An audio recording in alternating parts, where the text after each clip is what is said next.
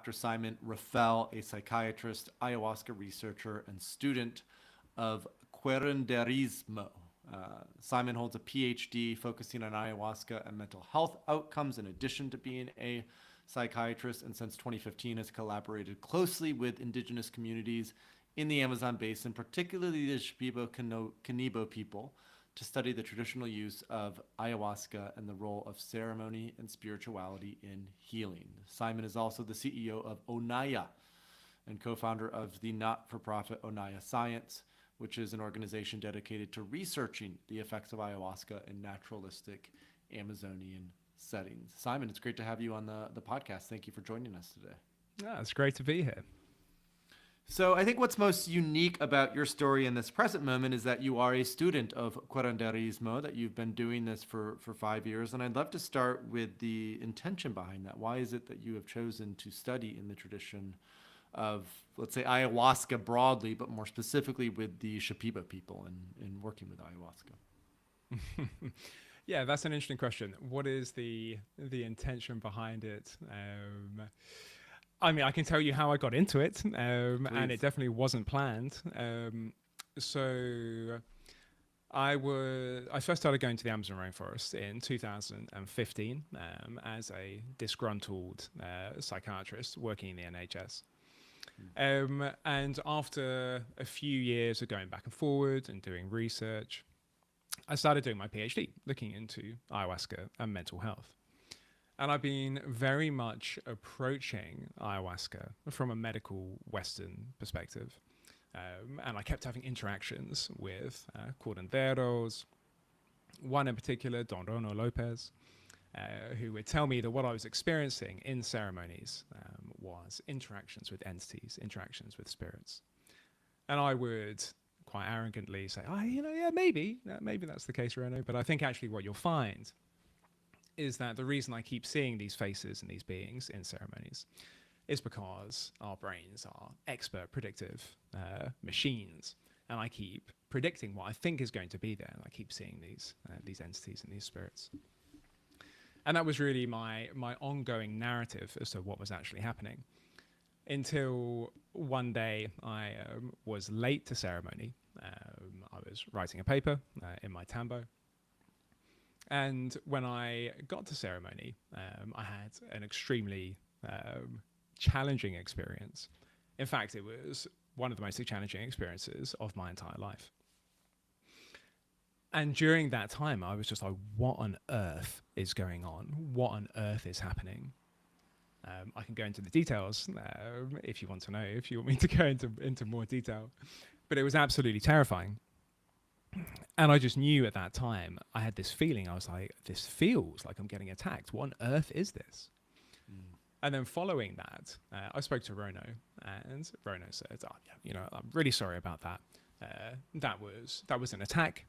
Somebody sent you some negative energy. Someone else in the village has just assumed that you are my apprentice. At that time, I wasn't. Ironically, I then became his apprentice as a result of this experience. And so I experienced, I guess, what many people would describe as ontological shock. My perception of reality was completely flipped on its head. There was no way that I could explain what had just happened in ceremony. I suddenly started experiencing crippling anxiety for a couple of days. It felt like something was on the top of my shoulders. My body posture changed. Everything about me changed. I couldn't communicate with anyone. I was just locked away, just in this tambo by myself. And Rono said, it's fine, don't worry about it. Just come back for another ceremony and I'll remove this negative energy. I had no idea what was going on. And I went back. Rono did his thing, sang his Icaros. The negative energy was removed, and I immediately went back to being how I was before. And so, of course, I had an infinite number of questions. And I went to speak to Rono about it. And Rono just said to me, just forget that ever happened. Don't worry about it. That was only a very mild case of negative energy. But for me, that completely changed my perception of what was real and what wasn't. And so when I was in the jungle doing my PhD research on a grant from the Medical Research Council, I abruptly started training in Shipibo shamanism with the the thought and the understanding that if there's the smallest chance that what Rono could be saying is actually true, then I'm 100% in. I have to know how deep the rabbit hole goes. And now, 5 years later of continuing to train in curanderismo, I'm pretty sure it's infinite. But it's a fascinating journey. I was we have a practitioner intensive coming up for our training program, and Mark Plotkin, who you may know of, is joining us for that. So we were doing a little bit of an interview beforehand and talking to a lot of practitioners or those who want to become practitioners. And he was mentioning how a lot of the curanderos that he knows in the Amazon who work with ayahuasca are, they've been at this for maybe 93 years, they say, and they're still learning. So there is this sense of the learning is infinite. It is a bottomless pit is probably not the best metaphor to describe it, but there's sort of this infinite way of exploration that opens up when we start to work with not only just ayahuasca but broadly psychedelics, which I think is what is in many ways so fascinating with them. Is the turtles just keep going and going and going. There's turtles all the way down. Now, as a result of this experience, this ontological shock, right? It sounds like it really disrupted your more reductionist worldview around psychedelics, the brain, predictive processing, and entities. What is it about DMT in particular that does this, do you think? Because I don't hear this story as often with ketamine or really rarely with ketamine or MDMA. Every now and then you might hear about it with, psilocybin mushrooms. But again and again and again, whether it's with ayahuasca or NN-DMT, like in some of the recent studies that have been done at Imperial with extended state DMT, there is this sense of awareness that's brought to the maybe fact that it's not just the brain and predictive processing, but that there are these things outside of us and external to us that make it happen. Why does DMT do this? What's going on there? I think rather than why is it DMT, the thing that interests me more is the structure in which the psychedelic is used. So I was on a panel with Bill Richards once, and this question came up as to why do people see more entities with DMT? Is DMT more spiritual, than other psychedelics? And I answered that question and said, yes, I think that it is. Maybe it's something to do with the molecule. And he said, actually, in his experience of a lifetime of work, he has, he doesn't believe that DMT gets you into a different space to LSD and to psilocybin, and that what matters really is the dose and the container, and that you end up in the same space no matter what you're taking.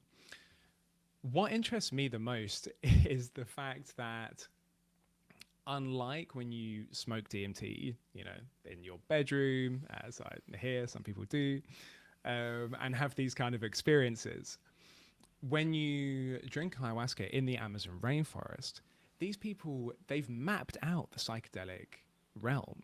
They seem to know what's going on. They seem to have an explanation. They seem to be able to say, yes, if that has happened, you need to do this. You can prepare for this happening again. They have the roadmap. And for me, that's just absolutely fascinating that this tradition still exists, and that according to these people, you can learn how to navigate this space. And for me, that brings up some really, really interesting questions surrounding the so-called psychedelic renaissance, surrounding safety, surrounding spiritual safety. Questions that I'm really surprised that aren't coming up more. So, for example, I used to work on trials researching ayahuasca analogs in hospitals, in lab-based settings in Australia, for a great organization called Psyche.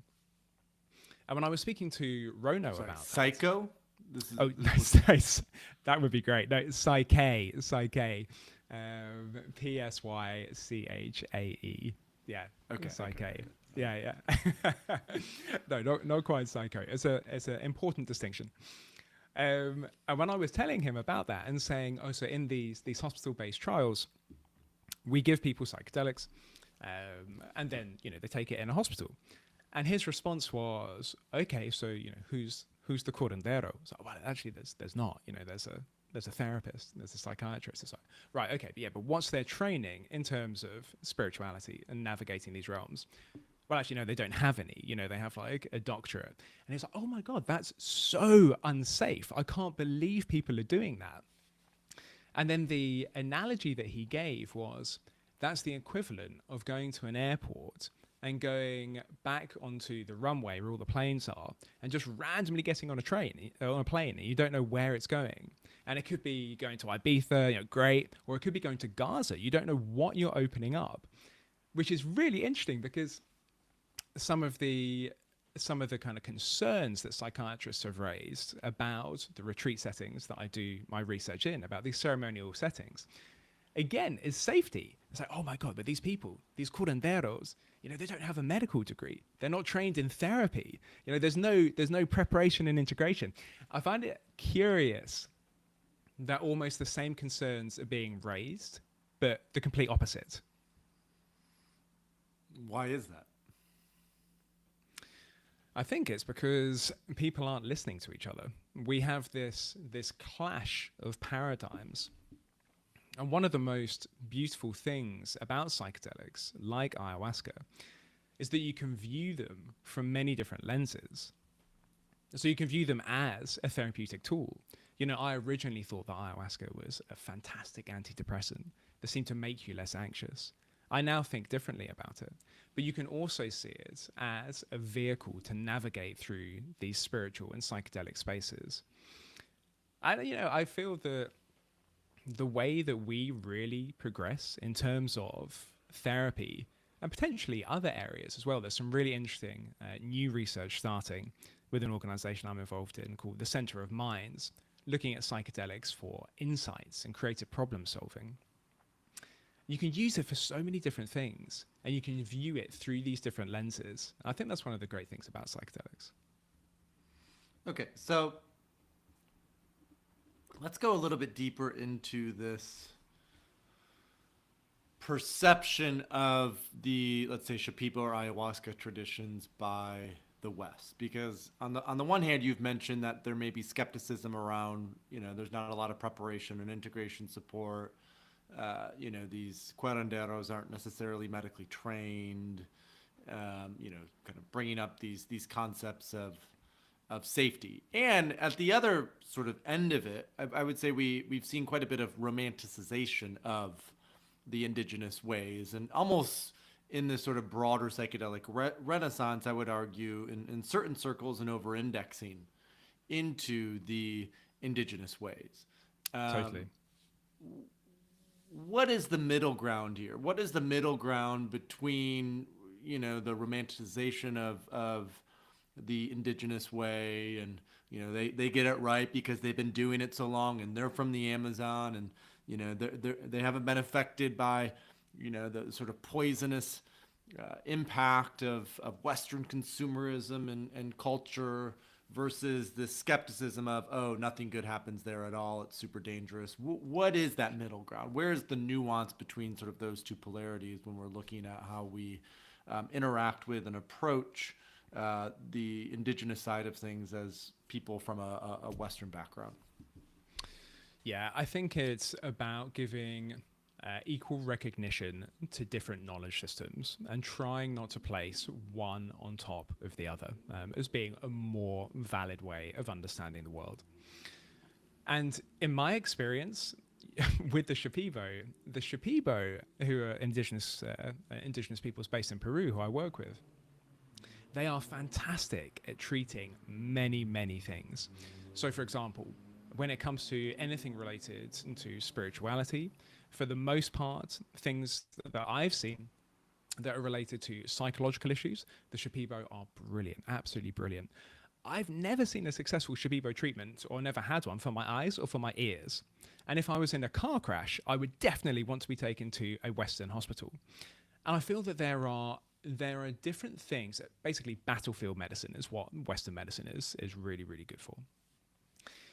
So if we can approach both of these different ways of knowing with a sense of humility and listening to each other, realizing where the strengths and the weaknesses are of different understandings of health, then I think that's how we move forward.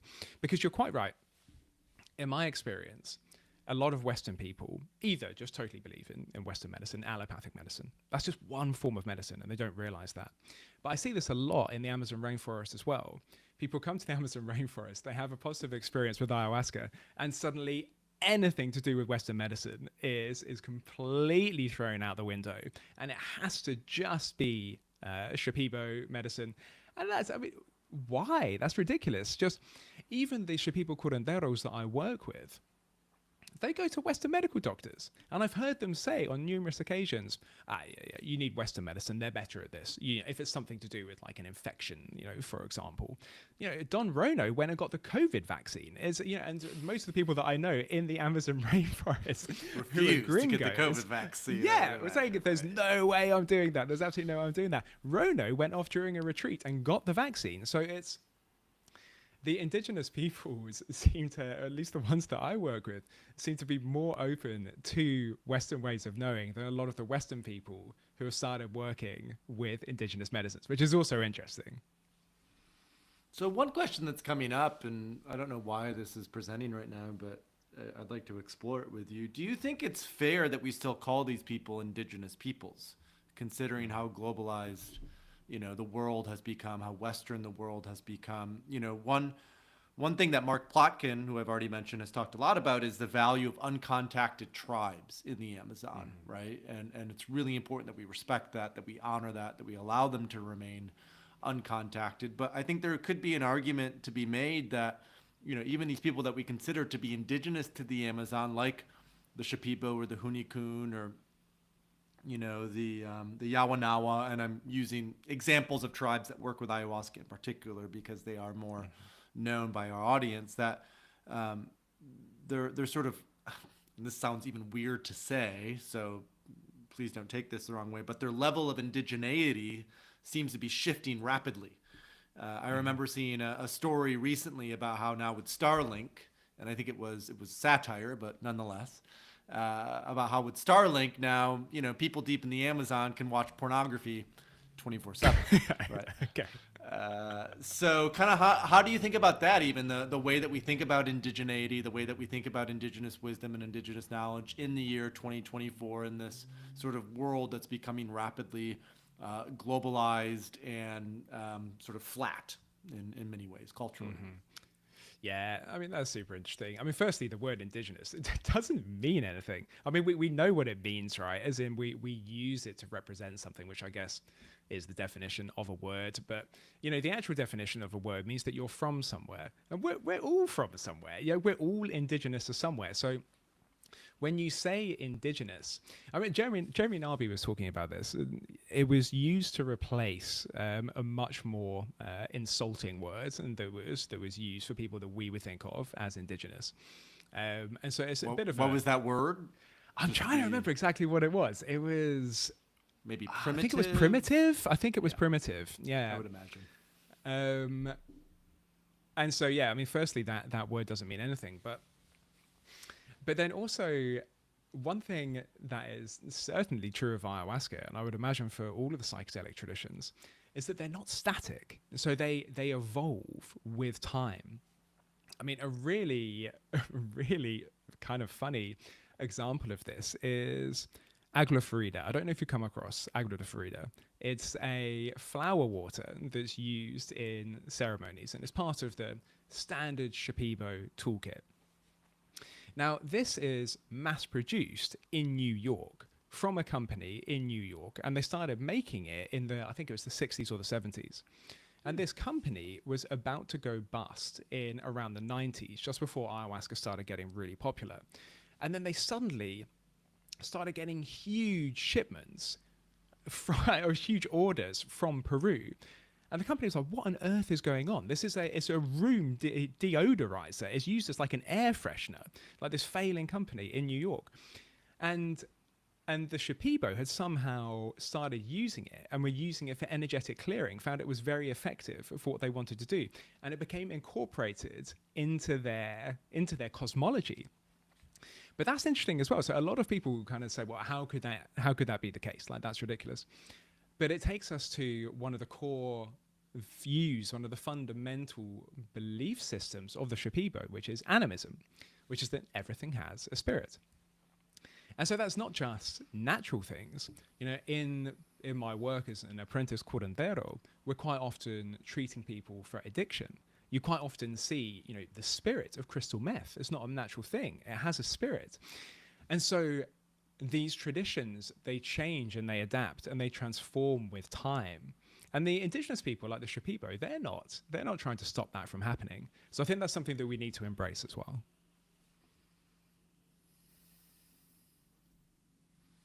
Constantly evolving.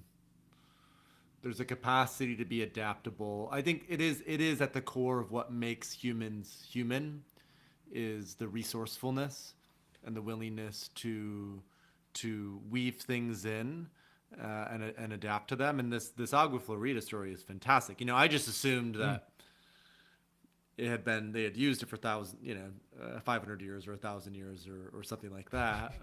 Knowing that it came from a New York company in the 90s, that's a good one. I'm gonna use that anecdote. If you look at the bottle, it literally says "Made in New York. Please do not consume." So I imagine that they were like, as soon as they found out that the Shipibo, you take it into your mouth and then you spray it on people, you drink it, you can even diet it, so you can drink huge amounts of it. The Shipibo go through bottles of it, so I imagine they probably had to suddenly put these warnings on it. Please don't drink it, just in case something negative happens.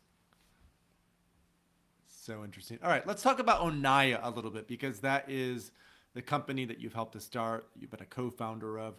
What does the word Onaya mean? And just give us a little bit more context about what is Onaya doing, what is it up to, what are some of the objectives and sort of the overall mission with Onaya?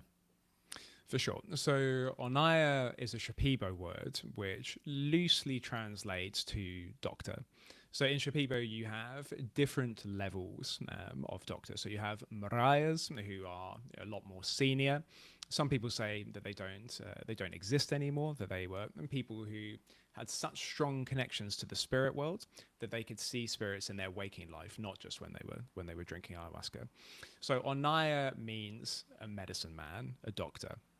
The actual translation is more akin to the one who knows, or sorcerer for the power of good, which I quite like as well. It also quite handily breaks down to on Aya, which somebody pointed out, which is kind of handy for us as well. And so, if we were to have a mission statement for the goal of Onaya, is really to bridge the worlds, to try and be that bridge between Western psychology and psychiatry and medicine in general, and also traditional medicine. And so we started doing research. So Onaya was formed in some form in 2016, which is when I first started researching ayahuasca. And over the years, we've been working alongside one particular family of Shipibo curanderos.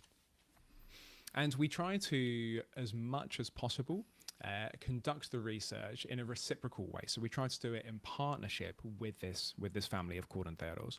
And so that means coming up with the ideas for research projects together, interpreting the results of the studies that we get, translating the papers into Spanish, putting them into layperson summaries, so that the Shipibo who we work with can understand what we're doing and why we're doing it.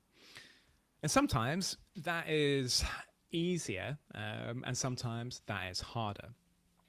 So, for example, one of the first times I asked Rono what he wanted to research, he said he wanted to look at the interaction between humans and non-human spirits. And I immediately thought, okay, I've bitten off far more than I can chew. Like, how on earth do you begin to look at this from a scientific point of view? And when I spoke to him more about it, he was saying, okay, he wants to look at, the spirits of plants. And so I was racking my brains and thought, okay, that can loosely refer to nature connection. How connected people feel to plants, whether they feel that they're at one with the universe, whether they're part of nature. And so we conducted that study together. And then Rono was an author on that paper as well, which is really, really awesome. And then when it comes to the interpretation of results, again, sometimes there are times that the Western and the traditional map onto each other quite well. So, for example, epigenetics. So we look at epigenetics quite a lot. That's something that we keep coming back to. Epigenetics is the study of things that change the expression of genes as a result of the environment. So, for example, that could be air quality or that could be nutrition. And we most often look at it in terms of trauma. We work with military veterans quite a lot in the Amazon rainforest. And when I was speaking to Rono about epigenetic change, explaining, kind of what it was, and sometimes, we, as a result of our environment, so for example, traumatic experiences, certain genes can get cranked up, as it were, or cranked down. And so what we're looking at is whether drinking ayahuasca might be able to, quote unquote, reset people's genes or change the expression, especially for genes associated with war. And that could be passed down through generations. And when I was explaining that to Rono, his response was, yeah, of course, that's just cleaning ancestral lines. That's something that we've been doing in ceremony for hundreds, if not thousands of years. And so we do have these overlaps which work quite nicely. But it gets a lot harder to explain some of the concepts like entity encounters and what happens when people do master plant dietas, which is the cornerstone of shamanic training. But yeah, it's fun and it requires thinking outside the box. But there's also quite a lot of ethical things that you have to bear in mind with it as well. So, for example, another idea that we came up with was based on Rono's suggestion that he wanted to look at the effects of different icaros on participants. So those are the medicinal healing songs that that people sing in ceremonies. So, for example, he wanted to look at the different effect that a protection icaro had versus a healing icaro. And so we were thinking, okay, how are we going to do this? And so what we ended up doing was putting EEG headsets on 5 different people in an ayahuasca ceremony in the jungle. It was called hyperscanning. And then we recorded Rono singing his icaros and time-stamped it with the live recordings of the changes in people's brainwaves. And then we transcribed Rono's icaros from Shipibo into English so that we could see when he was singing for protection and when he was singing for healing, with the intention of looking at how that changed brainwaves. And a few things happened after that. So we thought, this is great. We've done it. We've managed to actually kind of put this into practice.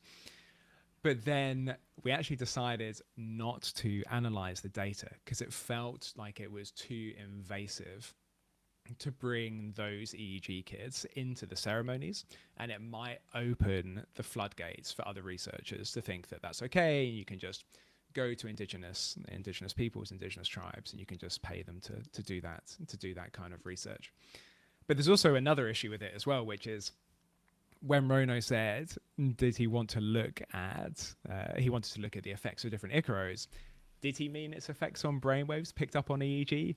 I highly, highly, highly doubt it. That's not what he's talking about. And when I was explaining what EEG was to Rono and describing, you have this cap, it goes on your head, and it measures the electrical activity within your brain. His response was to say, well, Simon, I have caps that go on each of your heads in the spirit world, and mine are much better than yours. So, okay, Rono, fine. You win this round. It's like the greatest response that I could. I know, yeah, such a mic drop moment. Could ever imagine. Yeah. So research has its challenges, right? And I think this to me is sort of one of the biggest issues with bridging the gap, right, between Western science and traditional indigenous ways. You already mentioned Jeremy Narby. We've had Jeremy on the podcast before. The Cosmic Serpent was a great opening into that. And one could argue that what is central to a lot of the indigenous ways and working with plant medicine is the embracing of the mystery. And so even as you're talking about these sort of sensitivities around it, it feels like a lot of these sensitivities are culturally relevant because they ward off certain practices or behaviors that may just try to reduce everything into something that is known. So as a psychiatrist and as a researcher, but also now as a curandero in training, how do you think about this balance between what is known and what is unknown when we work with psychedelics? The balance between what is known and what is unknown. Take that any way you want. And that's such a broad question. question. Yeah. I mean, I personally feel that science can only take us so far right now. And in my personal experience, the most cutting edge technology that I've ever come across by an absolute mile has been with the Shipibo in the Amazon rainforest. There's just nothing that parallels that, like absolutely nothing that parallels that. And so I think that as scientists, there's a good chance we're going to have to really be quite humble and admit that there's a lot of stuff going on that we don't know about, that maybe these people in the Amazon rainforest do know about. I also feel that a time will come far in the future, if humanity doesn't destroy itself, where there is no difference between science and between faith, where everything has, quote unquote, been proven and we know how everything works, why it exists, that there are infinite dimensions that people can reach, and that the curanderos have been doing that for a while. But that being said, there's a lot that the curanderos in the Amazon keep secret as well. And I've definitely had experiences that I've, told Rono about, and he's been like, oh, don't tell anyone about that. It's too sacred. The Westerners won't understand. It will lose its magic.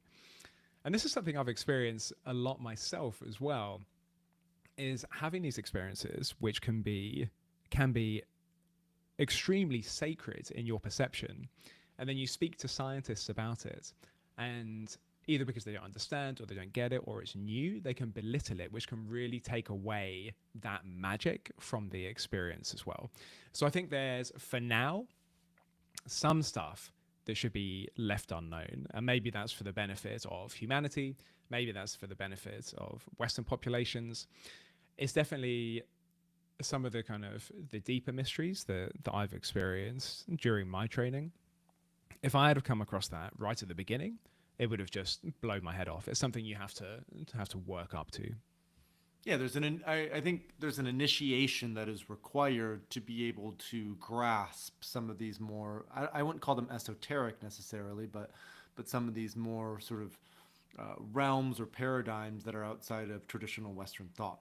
And that initiation process, I know Bill Richards said what he said, and I respect Bill, and he's an elder and an incredible human. And I will say this: there's something very particular about ayahuasca in that initiation process. That just doing ketamine or MDMA doesn't necessarily prepare you in the same way that working with ayahuasca in the jungle will prepare you for some of these ways and perspectives that are outside, traditional thought and traditional realms. So I'm for sure. Yeah. I also think that there's a different role for these things as well. And similar to you, I think Bill is amazing, but I also feel that in my experience, things like MDMA have been particularly good for treating conditions like depression and anxiety. Ayahuasca, on the other hand, seems to really be able to do that heavy lifting, that trauma. The veterans that we're working with in the Amazon rainforest, the majority of them are treatment resistant. They've been trying everything for 10 years or so. And so far, we've had 42 veterans go through in our studies, and 100% of them have no longer met at least our criteria for PTSD at the 6-month follow-up, which is amazing.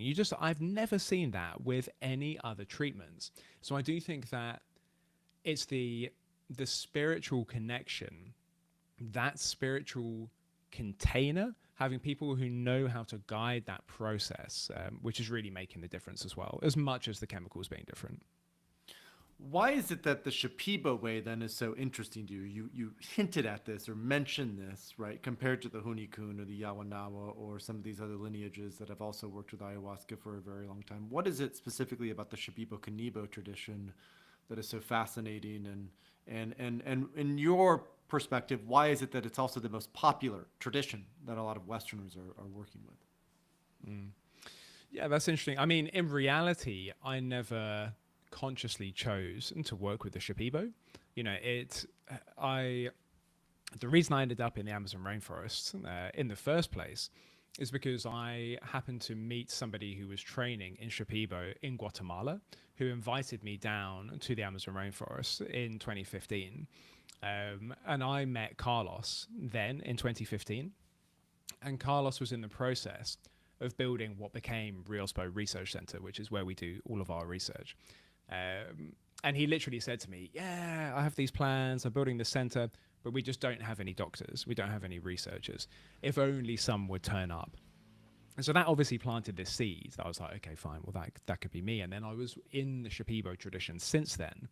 And believe me, there's more than a lifetime's worth of learning in the Shipibo tradition without branching out to other traditions. And so it's less that I feel that the Shipibo, I actively chose to work with the Shipibo over other traditions. But at the same time, I think that the Shipibo are amazing because as a people, they've managed to undergo great adversity whilst retaining who they are, the essence of who they are, and still being really open. It varies. Obviously, some of the Shipibo are a lot more open. Some of them are very closed when it comes to teaching people. But in general, in my experience, most of the Shipibo curanderos have been very open to share, their healing and even to teach Westerners as well. So I think it's probably that. There's the fact that they managed to keep their traditions alive, and the fact that they're open to sharing them now.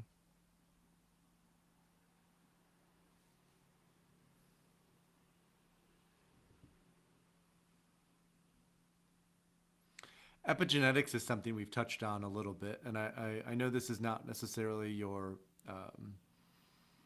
particular expertise, but I do sense that you, with the research that you've been doing with ayahuasca, the sort of observations that you've had, and even talking about this thing between this it's sort of being open and being closed in a way, the yin and the yang, in terms of even how the Shipibo teach and what they bring people into, and some are very open, some are very closed. Epigenetics feels like it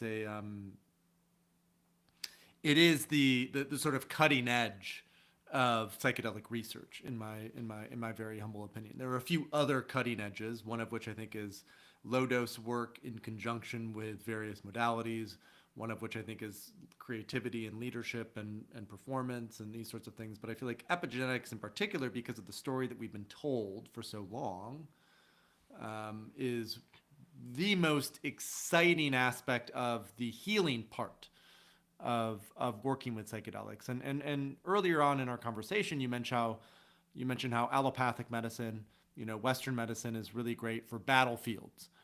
And what I took that to mean is literally the physical injury that is substantial and significant. Whereas it feels like Ayurveda, Oriental, Shipibo medicine is much better for these sort of chronic lifestyle diseases, these diseases of the soul, these diseases even of the mind, potentially. So when we're thinking about epigenetics, when we're thinking about the context of epigenetics, how is it that working with psychedelics can help us to both heal the physical, but also the mental? What is that relationship even between healing the mental and seeing, changes in the physical specimen? Well, I think this really points to a fundamental difference between the way that healing is approached in Western medicine and the way that healing is approached in traditional medicine like the Shipibo. So in the work that I've done with the Shipibo, I very rarely hear curanderos like Rono talking about healing.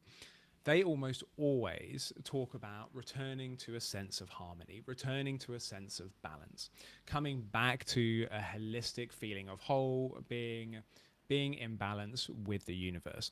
And, by proxy, you have healing. You have healing. And so it's kind of the opposite to Western medicine, where in general, people wouldn't go to a doctor until there's an issue. There's an issue, oh my God, I need to do something about it. I'll go to the doctor and they'll try and fix me. Whereas in Shipibo, it's much more preventative. It's much more about living in balance with yourself, and that's with yourself, with others around you, with community, with nature, which is a completely different way of approaching healthcare. And so, what results are you seeing when you're looking at the epigenetic sort of outcomes and the epigenetic changes when people go ahead and they work with ayahuasca? What is it doing on a physiological level with folks?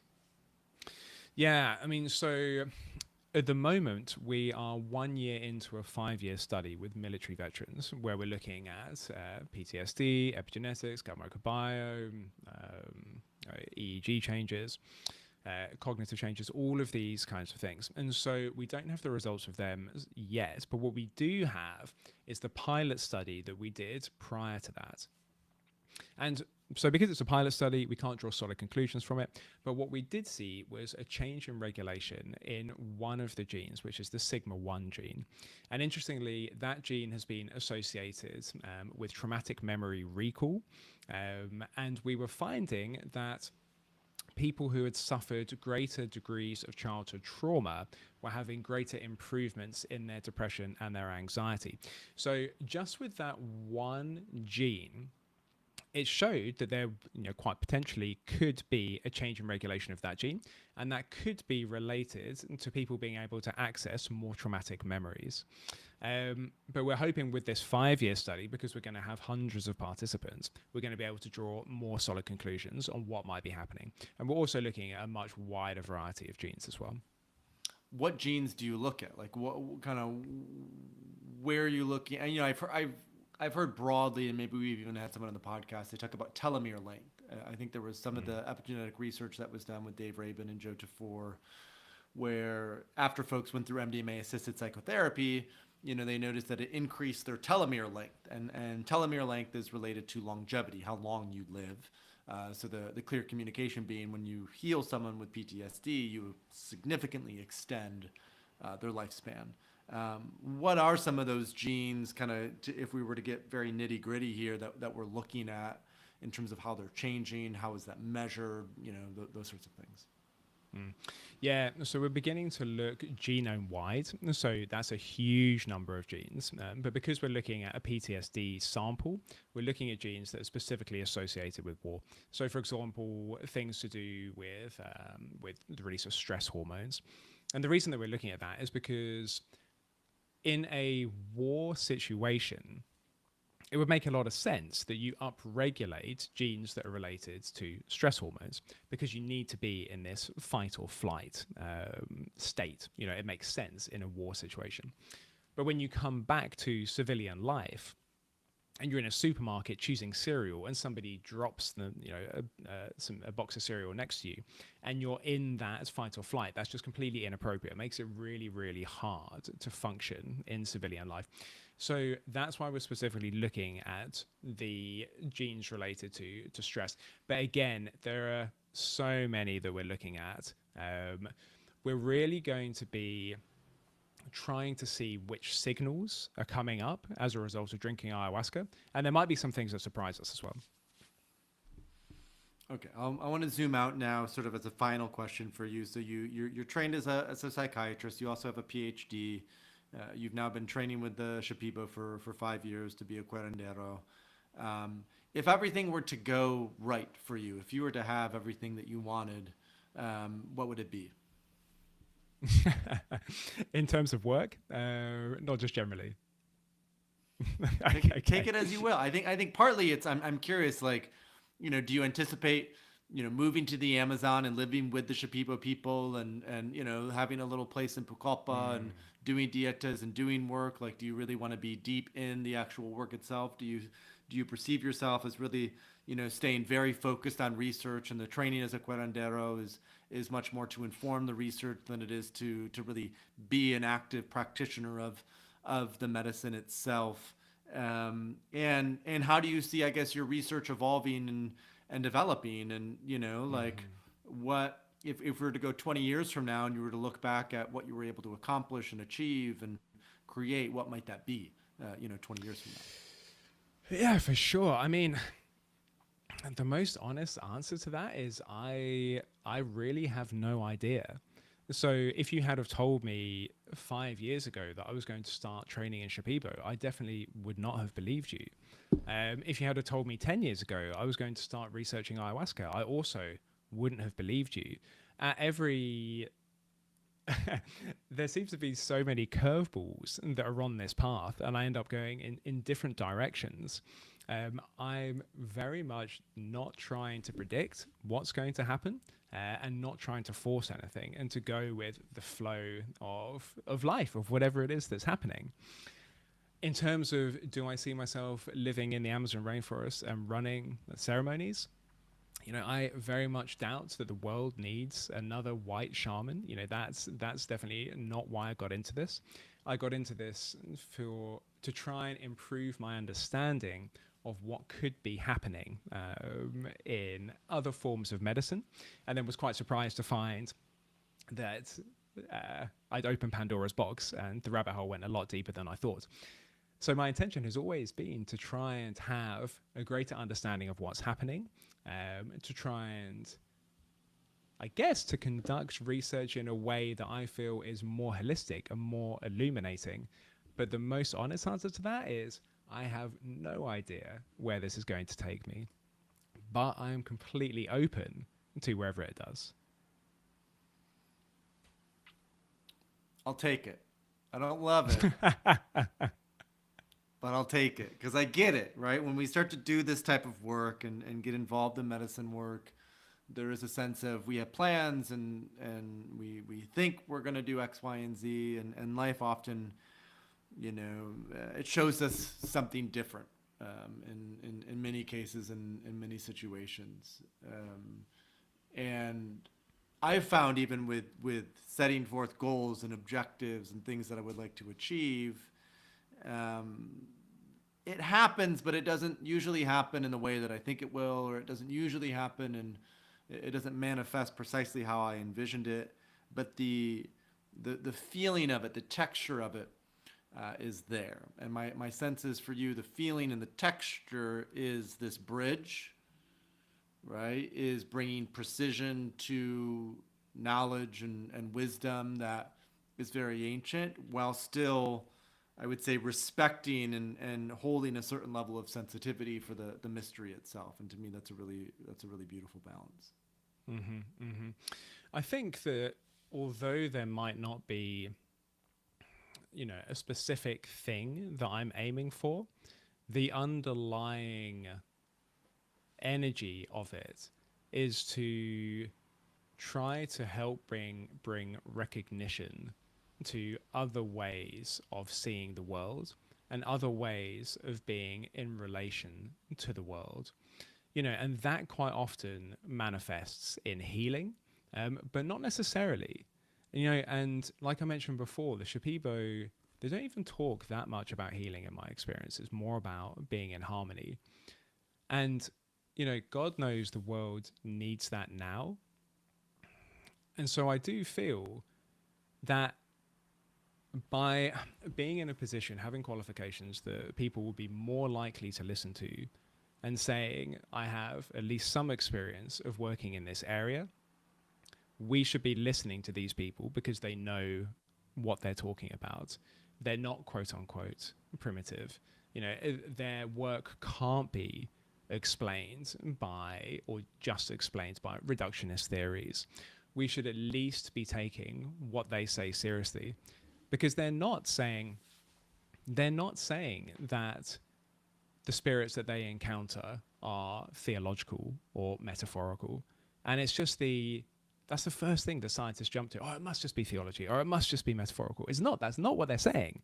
They're saying these things they're present, they're real, you can interact with them. I think real is problematic, whether or not it's in our minds, which is consciousness, whether it's outside, you can get lost in those linguistics. But at least doing them the service of taking what they say seriously and then seeing where that takes us. That's really what my intention and my goal is with this work. Which is how we started the podcast. When your curandero came to you and said these are entities, you were skeptical. You didn't believe him. You had to go through this experience of ontological shock and being attacked by negative energy to actually come to that. And so I think your wish is that we don't all have to go through that necessarily and get attacked by negative energy to see the light. For sure. I mean, it certainly helps expedite the process and make it a lot quicker. Right. But maybe we don't all have to do that. Yeah, hormetic stress in the spiritual realm. So, Simon, it's been great to have you on the show. I know this has been a long time coming. Simon, you can find out more about Simon at Dr. Simon Ruffell. That's RUFFELL.com, drsimonruffell.com. That's his personal website. I imagine Onaya also has a website. If folks want to learn more about Onaya, where can they go, Simon? Yeah, so if you go to onaya.io or onaya.science, those are our two websites. Onaya, Onaya, Onaya is a good way to think about it. .io, bridging the gap between traditional knowledge and modern science. Any other places you'd love to point people, or just kind of final words that you'd like to close with before we wrap up the podcast today? For sure. Yeah, so you can follow the work that we're doing on our social media as well. So if you just go to onaya.io on all the major platforms, you can follow what we're doing directly, and also do join up to our mailing list as well, and we'll keep you posted with all the fun things we have going on. Fantastic. Well, Dr. Simon Ruffell, it's been great to have you on the podcast today. Thank you for joining us, and I wish you all a pleasure.